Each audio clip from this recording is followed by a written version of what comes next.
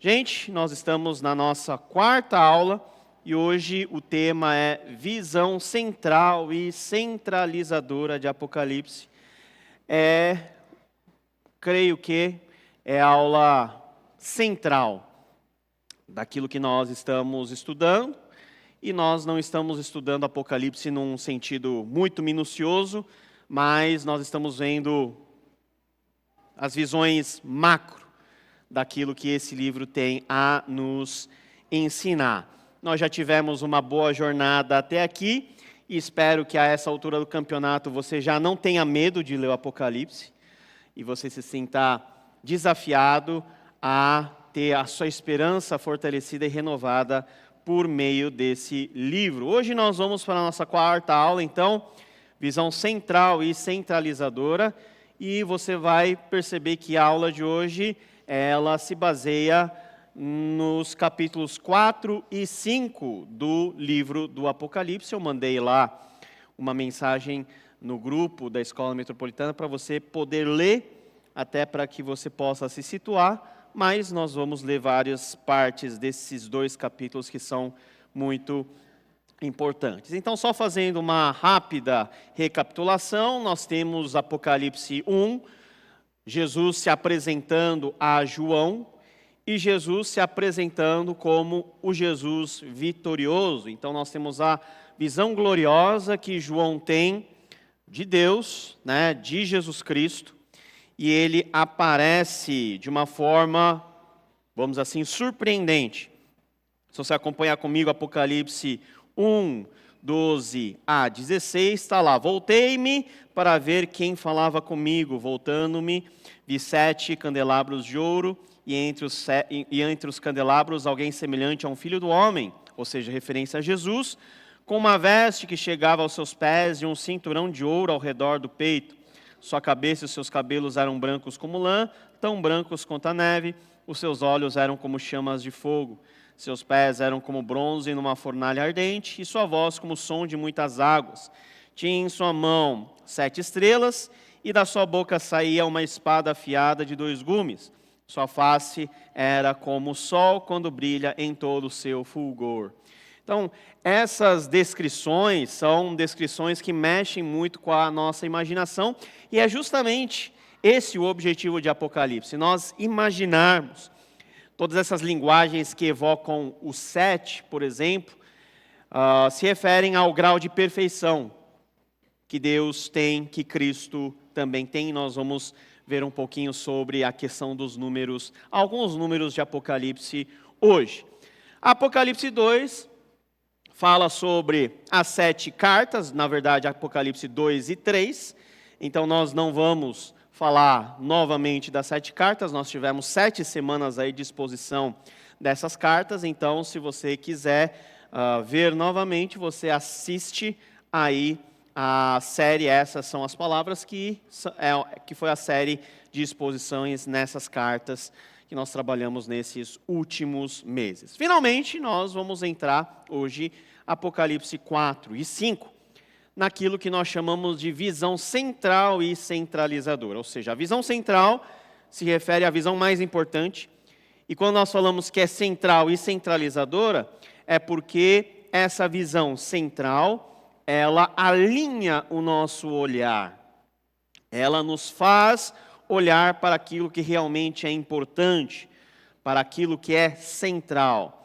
Então, é central no sentido da importância daquilo que nós temos a apreciar, mas também é centralizador no sentido de centralizar os nossos olhares para essa visão.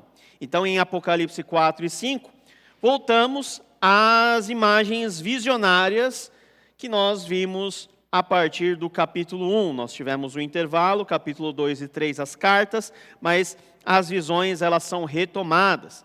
E esses 2 capítulos, eles estão intimamente associados. A visão de João é uma visão de adoração, que então se torna um chamado à adoração.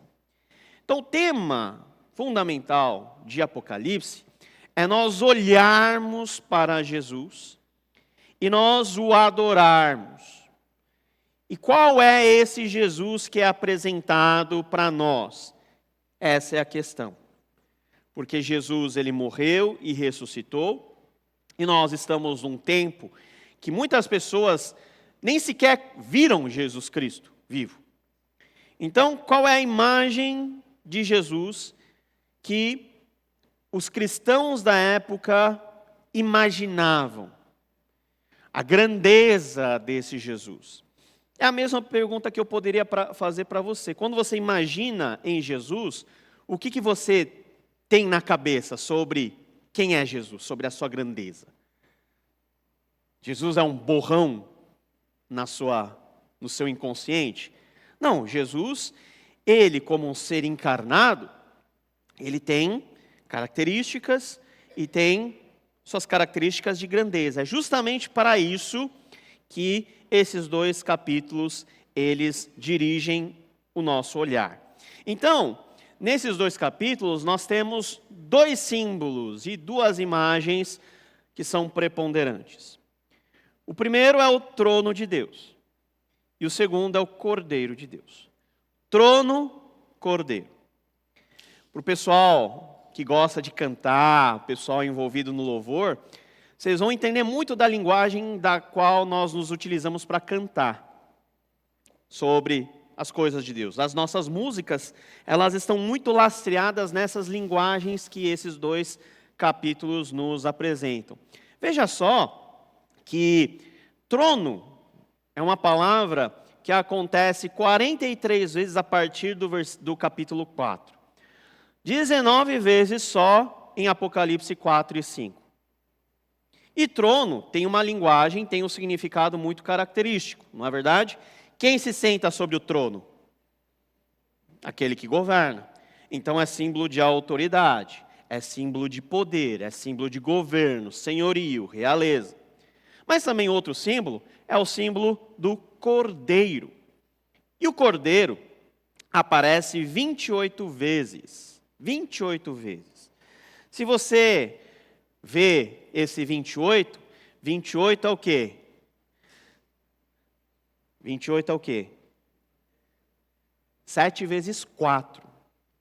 Então o 7 está presente dentro dessa simbologia e até da frequência que a figura do Cordeiro, ele aparece dentro do Apocalipse. Mas são 2 imagens meio que paradoxais, não é? Trono, com toda a sua pompa e poder, e um cordeiro. É aí que nós somos convidados a lermos melhor o texto. Porque até mesmo esse cordeiro que nos é apresentado, não é aquele cordeirinho que você vê nos filmes. Aquele cordeirinho frágil, né, bonitinho, né? Você sabe que na vida real, cordeiro não é nem tão bonitinho, nem tão fofinho. Cordeiro, ovelha, são os animais mais sujos que existem.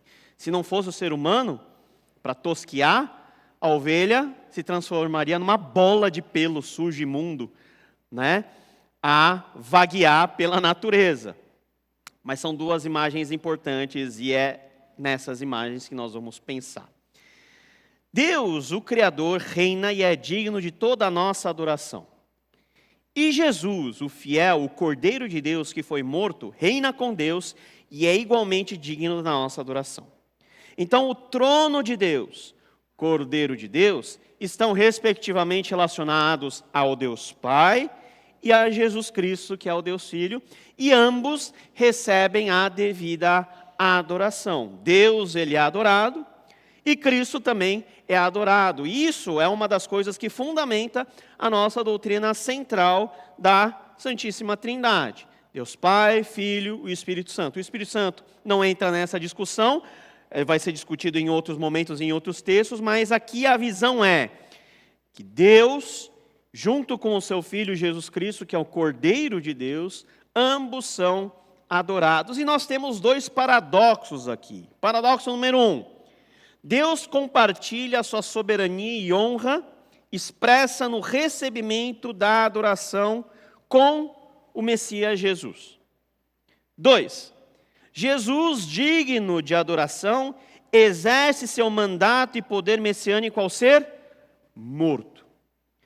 Então, morte e governo. São duas coisas que não parecem se encaixar muito bem. Em outras palavras, Cristo assume a sua posição como Rei dos Reis e Senhor dos Senhores, não como todas as pessoas no mundo assumiram o seu poder. Cristo assume a sua posição digna de adoração por ele ter sido morto, e é por isso que a imagem do Cordeiro é tão importante aqui. Então, qual é a visão central de Apocalipse? A visão central é em Deus e no Cordeiro de Deus, no domínio de Deus sobre todas as coisas e no domínio de Jesus sobre todas as coisas.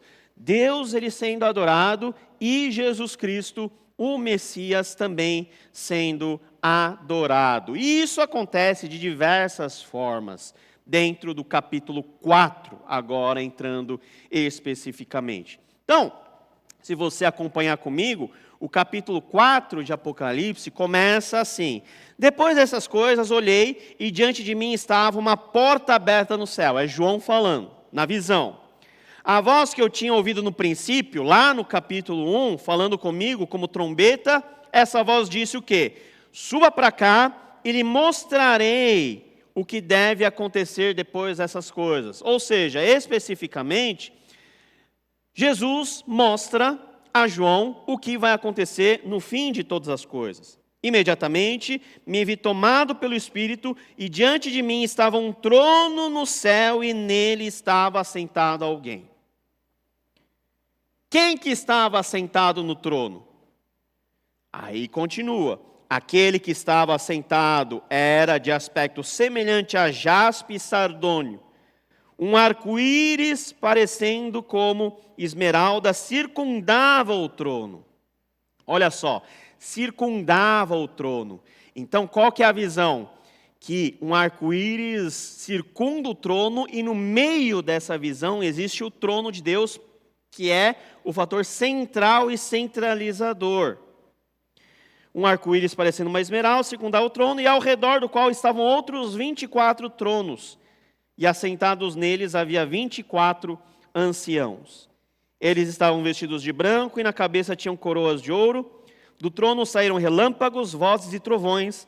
Diante dele estavam acesas 7 lâmpadas de fogo, que são os 7 Espíritos de Deus. E diante do trono havia algo parecido com um mar de vidro claro como cristal.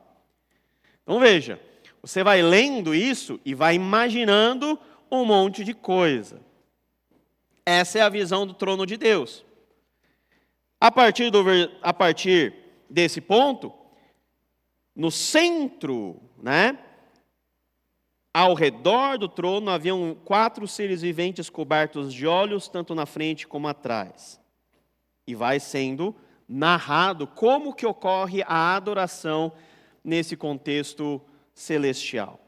As imagens que nós temos descritos nessa visão são imagens que remetem a muitas aparições de Deus no Antigo Testamento, que nós chamamos de teofania, ou seja, são manifestações de Deus visíveis. Então o texto ecoa as histórias de Moisés e da sarça ardente, Êxodo 3, a entrega da lei a Moisés no Sinai, Êxodo 19, 24, além das visões registradas acima.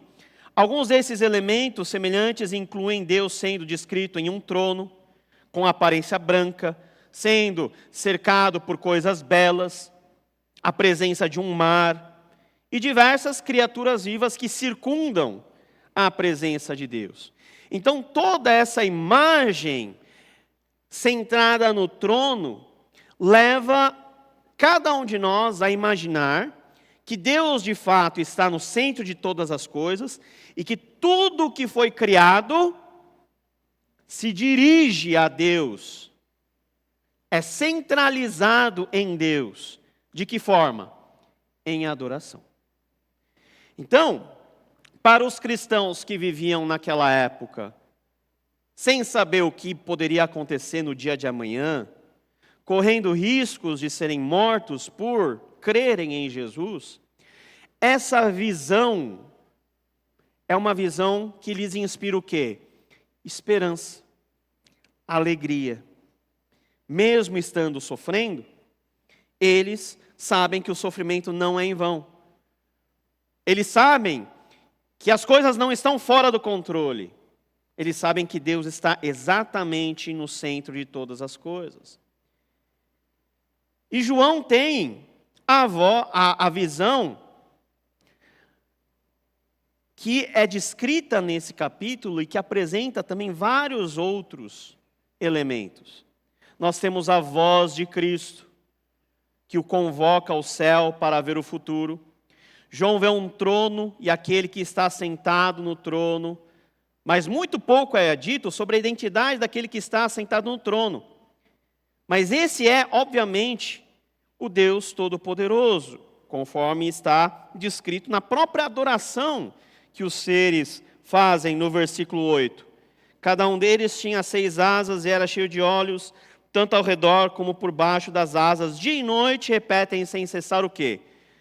Santo, santo, santo é o Senhor, o Deus Todo-Poderoso, que era, que é e que há de vir.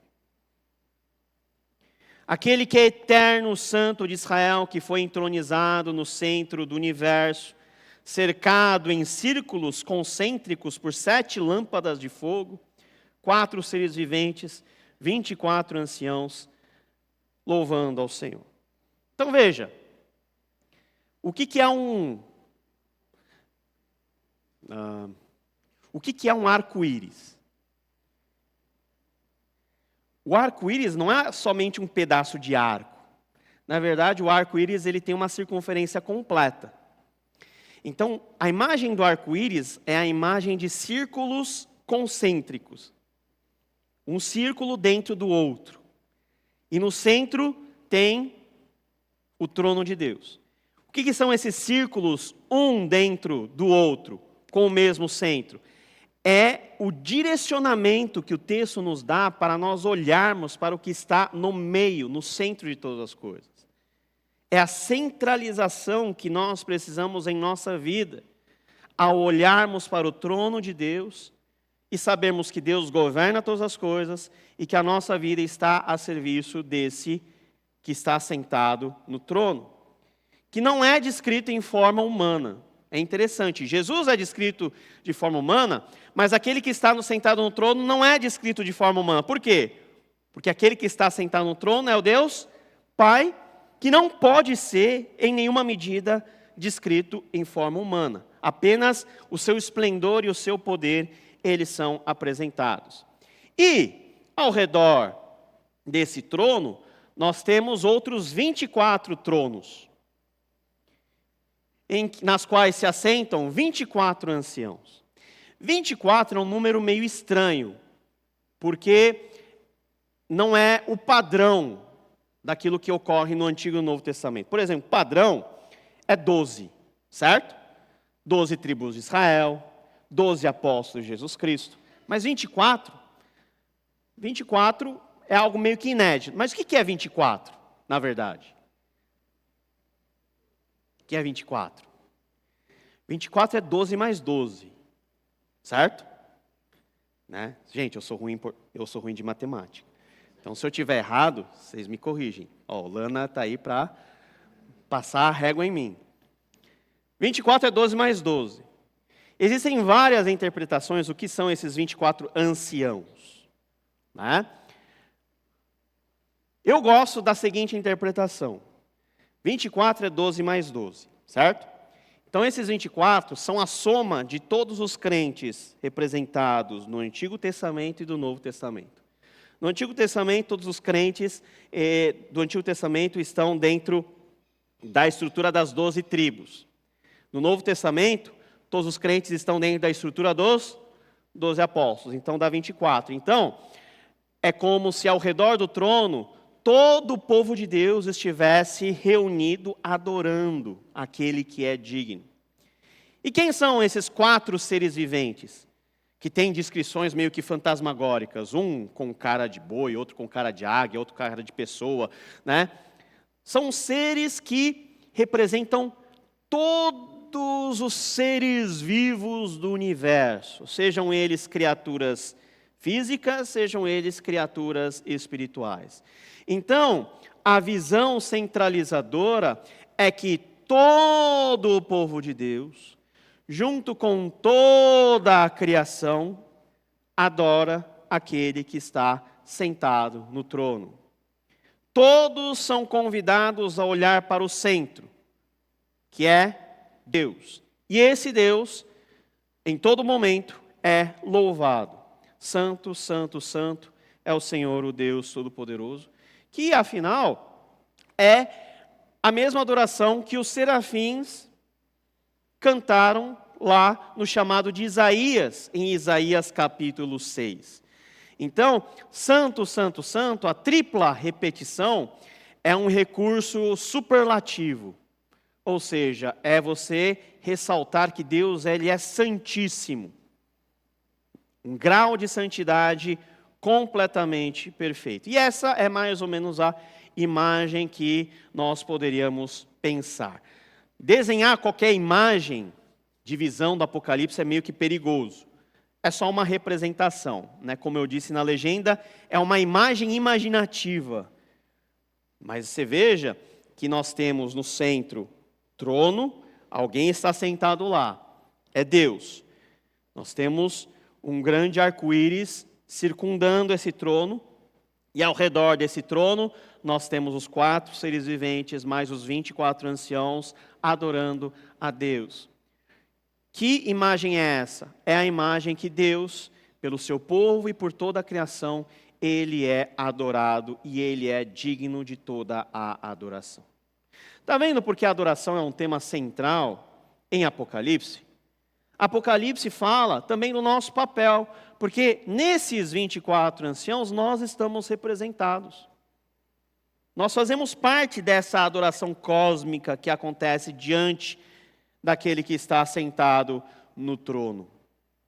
E essas 7 tochas, que representam a plenitude da presença de Deus em todos os lugares, ressaltando a onipresença de Deus, o poder eterno de Deus. Então, a imagem que nos é desenhada é da imagem desse Deus todo-poderoso, recebendo a adoração de toda a criatura, de todas as criaturas. Essa é a visão da teofania, ou seja, de como Deus ele é apresentado. Apocalipse capítulo 4. Aí nós vamos para Apocalipse capítulo 5, em que a imagem muda. Do trono, circundado por esses seres espirituais, nós somos deslocados a ver o Cordeiro de Deus. Então, Apocalipse capítulo 5 começa: então vi na mão direita daquele que está sentado no trono um livro em forma de rolo, escrito de ambos os lados e selado com 7 selos. Um livro, um rolo, selado com 7 selos. Que livro é esse? Pelo que Apocalipse nos mostra, é a revelação que vai acontecer nos últimos dias e que é o conteúdo do Apocalipse até o final. Então, esse rolo vai ser aberto. Agora, olha só a crise que acontece. Então, é muito interessante nós fazermos o mesmo exercício que lá no primeiro século, no segundo século, as pessoas faziam. O texto era lido e quem estava ouvindo, ouvia imaginando. Então, faz isso à medida que eu leio.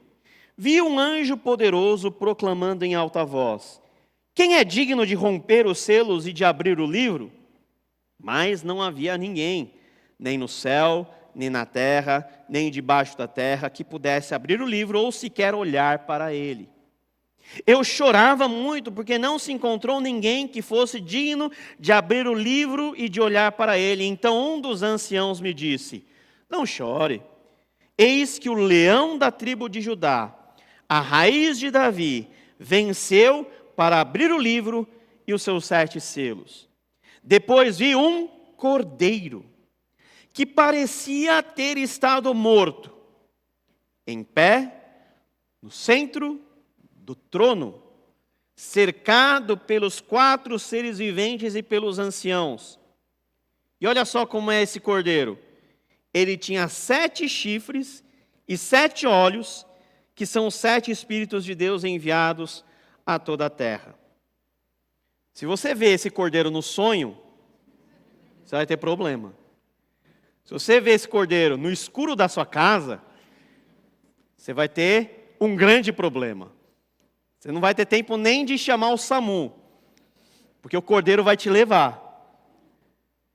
Ele se aproximou e recebeu o livro da mão direita daquele que estava sentado no trono. Então, olha só a imagem. O cordeiro está no trono. E o cordeiro recebe de quem está sentado no trono esse tal livro com os 7 selos. Ao recebê-lo, os 4 seres viventes e os 24 anciãos prostraram-se diante do cordeiro. Cada um deles tinha uma harpa e taças de ouro cheias de incenso, que são as orações dos santos. E eles cantavam um novo cântico. Tu és digno de receber o livro e de abrir os seus selos, pois foste morto. E com teu sangue compraste para Deus gente de toda tribo, língua, povo e nação. O que credencia o cordeiro para abrir os selos? A sua morte.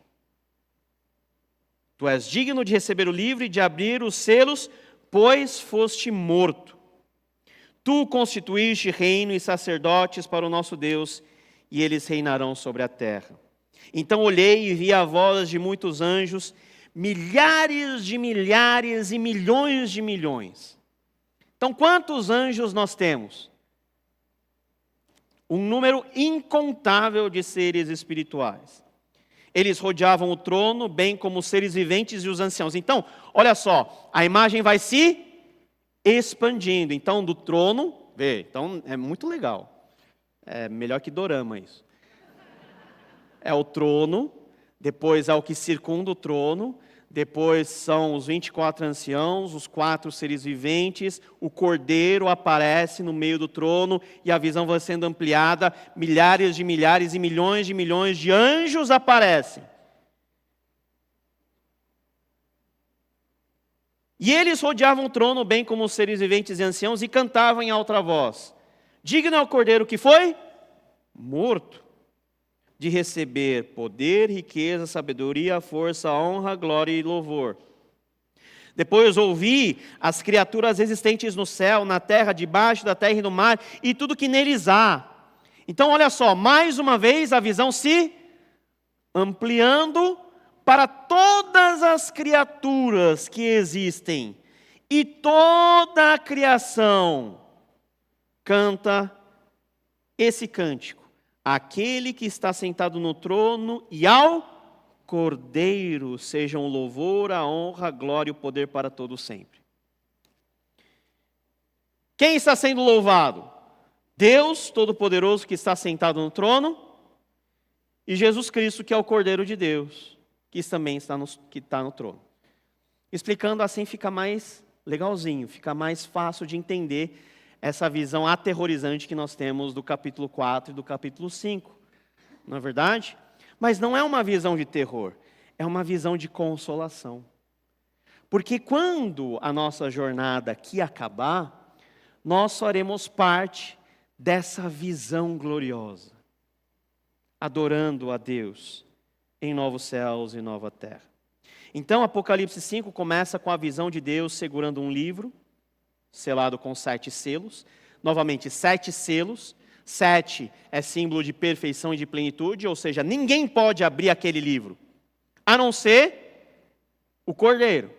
João lamenta, chora, porque ninguém consegue abrir, mas apenas o Cordeiro. E como que o Cordeiro ele é descrito? É aí que vem o tal do leão da tribo de Judá. Leão, cordeiro. São 2 animais que dão match ou não? Não dá match. Pelo menos no mundo normal, não. Mas por que Jesus é ao mesmo tempo o cordeiro e o leão? O cordeiro que fora morto, mas aquele que morreu, ele ressuscitou. E ele ressuscita como Cordeiro de Deus com todo o poder. E como que é o Cordeiro de Deus? O Cordeiro de Deus, que representa Jesus Cristo, aparece entre o trono e as criaturas viventes, com 7 chifres e 7 olhos. Ele toma o livro da mão direita daquele que está sentado no trono, o qual leva as 4 criaturas viventes e os 24 anciãos a se prostrarem diante dele, cada um com harpas e taças de ouro e cheias de incenso, que são as orações dos santos. Olha só essa visão. Então, no momento em que o Cordeiro toma o livro para abrir os selos, ele recebe toda a adoração. E por que ele recebe toda a adoração? Porque ele é o Cordeiro que foi morto. A morte de Jesus é a morte que nos conferiu salvação. É a morte que libertou o mundo. É a morte que fez com que Jesus realmente fosse colocado no centro de todas as coisas, junto ao trono de Deus. E diante do Cordeiro que está com o selo, com o livro, toda a criação adora esse Cordeiro. Por quê? Porque esse Cordeiro é digno de adoração. Por quê? Porque ele morreu por nós. Por que Jesus é digno de adoração? Porque Jesus morreu para a nossa salvação. E aqui está o grande paradoxo. Como que a morte faz alguém ter tanto poder? A morte não combina com poder, porque a morte é ausência de vida. Mas o Cordeiro ter se entregado para cada um de nós, que somos o seu povo, de todas as tribos, línguas e nações, é a prova de que essa morte, na verdade, é a morte que confere vida. A visão culmina com um coro de milhares de anjos e criaturas celestiais, e toda criatura no céu e na terra, louvando ao Cordeiro e ao que está sentado no trono por sua glória e poder eterno. Essa é a imagem central e centralizadora, a metáfora-chave, o ponto focal de Apocalipse. Um Cordeiro morto. Um Senhor crucificado. Paulo havia dito que ele não pregava sobre outro além de Cristo, e esse crucificado. O Cordeiro que é imolado, o Cordeiro que estava como morto, agora ele está como em pé. E esse Cordeiro que foi imolado, agora em pé, não é mais aquele cordeirinho, é agora o Cordeiro de Deus que tira o pecado do mundo. E como que nós sabemos disso? Pelas descrições. Chifre, no Antigo Testamento, é símbolo de poder. Alguém segurar no chifre significa alguém recorrer a alguém mais poderoso. E quantos chifres essa ovelha tem? 7. Que aponta para a plenitude do poder que esse cordeiro tem. Ou seja, esse cordeiro que fora morto, agora ele vive e vive como o Rei dos Reis e Senhor dos Senhores. Mas esse cordeiro não tem apenas 7 chifres, ele tem o quê? 7 olhos. Talvez a visão mais aterrorizadora não são os chifres, são os olhos. Imagina 7 olhos olhando para você. 2 da sua esposa ou do seu marido já te desconcerta, você fica totalmente desnudado. A impressão é que se alguém te olha com atenção é porque você fez alguma coisa de errado. Imagina 7 olhos, que significa a plenitude da visão, ou seja, esse Cordeiro que é Jesus Cristo, que sabe de todas as coisas. A imagem de um cordeiro autossacrificial que foi morto, contudo, não significa que esse cordeiro seja destituído de poder, muito pelo contrário. O que vemos é o cordeiro, que na verdade é o leão, que possui 7 olhos de perfeita percepção ou sabedoria e 7 chifres de perfeito poder. Então, não é que Jesus é uma ovelha que tem 7 olhos e 7 chifres, como se fosse essa ovelha uma mutação da natureza.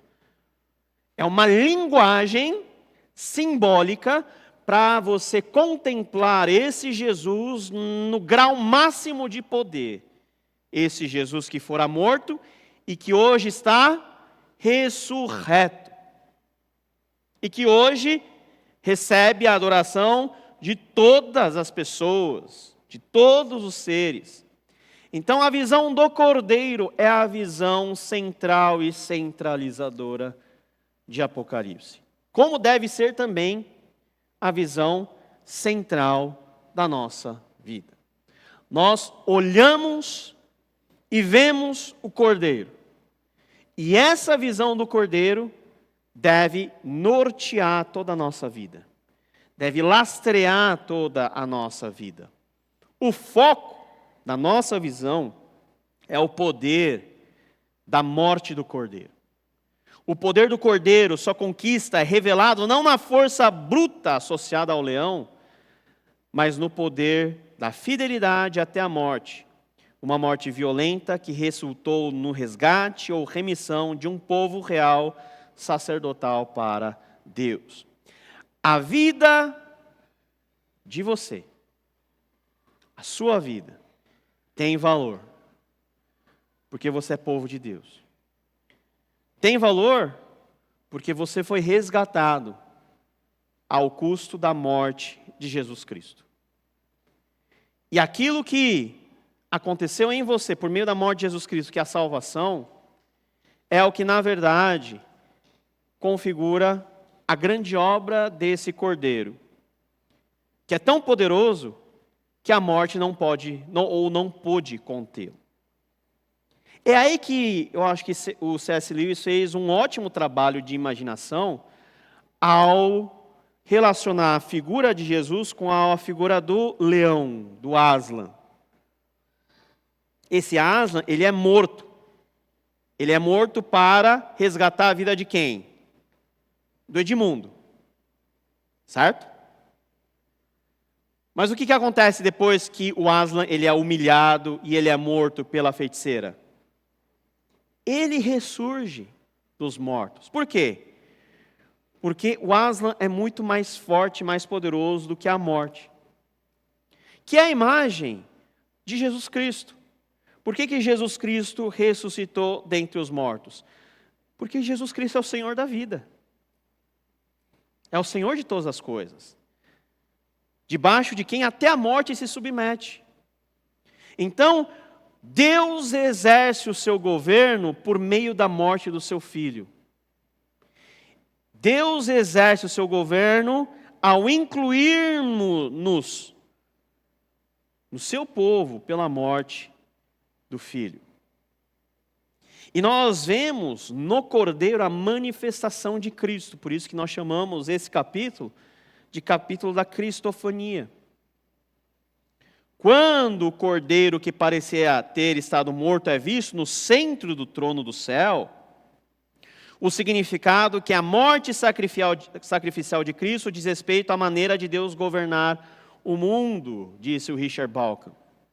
Então esse é o testemunho sistemático do Novo Testamento, que o Senhor exaltado continua a ser o Jesus crucificado.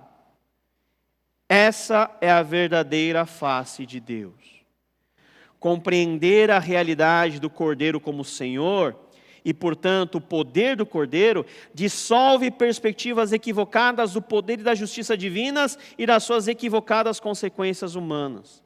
Quando nós olhamos para como Jesus exerce o seu poder e a sua autoridade, nossa visão sobre como Deus age em todas as coisas, nossa visão sobre poder é relativizado. Muitas pessoas querem ter poder, mas quando nós entendemos que o poder de Jesus veio por meio do sacrifício dele, nós entendemos que o poder que nós buscamos é algo muito vazio. Porque o poder que nós buscamos não é a custo do nosso sacrifício, é ao custo do sacrifício do outro. Então, para eu poder estar em cima, o que eu faço? Eu piso em quem está embaixo. Que não é o padrão de exercício de poder que Jesus, aquele que tem todo o direito de exercer o poder, ele nos revelou. O que nós podemos, então, pensar sobre essa visão central e centralizadora? Apocalipse proporciona uma desconstrução, bem como uma reconstrução completa do nosso universo narrativo e simbólico, nosso entendimento de Deus, nossa compreensão de poder e daquilo que entendemos como vitória. O que é vitória para você? Para nós, vitória é aquilo que Jesus conquistou. E como que Jesus conquistou a vitória? Por meio daquilo que todos achavam, ou todos acharam ser a sua maior derrota, que é ele morrer na cruz. O cordeiro que foi morto, ele é o Senhor de todas as coisas. Ele é o Senhor com um poder muito maior do que qualquer governante que nós temos. Então, é a esse Senhor que nós precisamos investir toda a nossa vida. Por isso que para o crente não faz muito sentido ficar gastando muito tempo discutindo sobre pedaços de poder no mundo, migalhas de poder no mundo. Porque nós sabemos que nós somos submetidos a um poder infinito e maior, que é o poder de Jesus Cristo. E nós somos ensinados também a viver esse poder da mesma maneira que Cristo viveu. Jesus nos ensinou que o maior é aquele que serve. Quem serve tem poder. Por quê? Porque quem serve exerce a autoridade e o poder como Jesus exerceu. O Cordeiro compartilha da identidade e do domínio divinos. Na verdade, a visão do Cordeiro que foi morto passa agora a ser a autorrevelação definitiva e divina do ser e da autoridade de Deus. Como é que nós devemos contemplar Jesus Cristo hoje? Como o Cordeiro que estava morto e que hoje ele tem todo o poder. Qual que é o símbolo de como Jesus está hoje? Repare, é o símbolo, não o que Jesus de fato é, mas o que Jesus simboliza. É o Cordeiro. Esse Cordeiro, que é o Cordeiro vitorioso. Que não é mais aquele Cordeiro que foi levado para o matadouro de forma calada. É o Cordeiro como leão. É o Cordeiro que tem 7 chifres, 7 olhos, que está no centro de toda a adoração, no trono de Deus, vitorioso e triunfante. O Cordeiro que foi morto, não é apenas a nossa visão central e centralizadora, mas também o prisma interpretativo por meio do qual lemos o restante do Apocalipse. Por isso que lá no começo eu disse o quê? Que nós vamos ler Apocalipse com o foco no Cordeiro de Deus.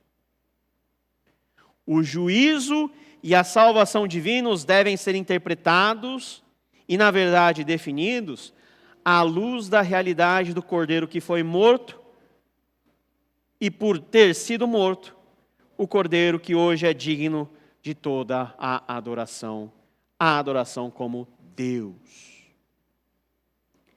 Diante do trono e do Cordeiro. Então imagine se você agora fazendo parte dessa adoração. Fazendo parte dessa visão. Diante de você está o trono de Deus, o Deus Todo-Poderoso, e no centro do trono está o Cordeiro, Jesus de Nazaré, ressurreto e vitorioso. Qual é a única coisa que te resta fazer diante dessa visão? O que você vai fazer no céu, no mundo por vir, ao ver essa realidade? né? Eu vou falar para Jesus, Jesus, não se esqueça da minha Calói. Ô Jesus, eu preciso de uma casa melhor aqui na rua ao lado, né? Jesus, agora que eu estou aqui na eternidade, eu quero desfrutar disso, daquilo, aquilo outro. Não. A visão que nós temos de Jesus nos faz unicamente adorá-lo. Isso na vida e na morte. Isso aqui ou no mundo por vir. Quando você fecha os olhos e pensa na majestade de Jesus, a única coisa que você consegue fazer é adorá-lo como Senhor de todas as coisas.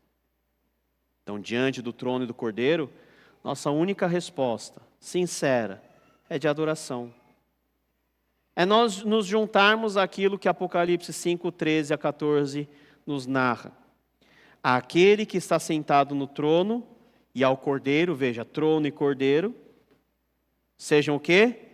Louvor, a honra, a glória, o poder para sempre. Os 4 seres viventes disseram amém. Os anciãos prostraram-se e o adoraram. E o que nós fazemos? Nós também fazemos a mesma coisa. Reconhecendo essa grandiosa visão desse Jesus. Jesus tem que alinhar os nossos pensamentos.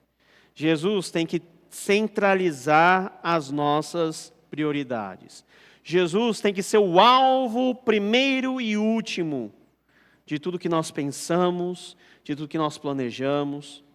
Ao tomar decisões, será que essa decisão honra Jesus Cristo? Ao fazermos qualquer coisa a nível profissional, escolhas familiares, será que isso ressalta o poder de Deus? Será que eu vivo de uma maneira condizente a essa visão gloriosa?